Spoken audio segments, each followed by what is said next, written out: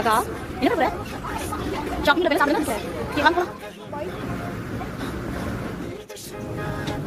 அக்கா இது கரெக்டான எடுத்து வந்துட்டேன். அக்கா என்ன பண்ற? எதுக்காக தெய்வம் நெஞ்சிரு? யாருங்க ஆளு?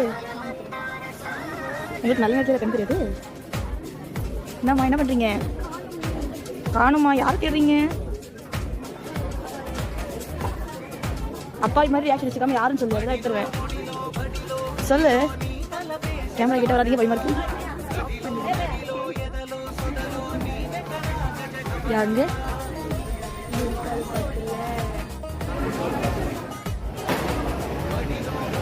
ஷாப்பிங் வந்த காரணமே இதுதானே. பாருங்க நல்லா முக்குறாங்க.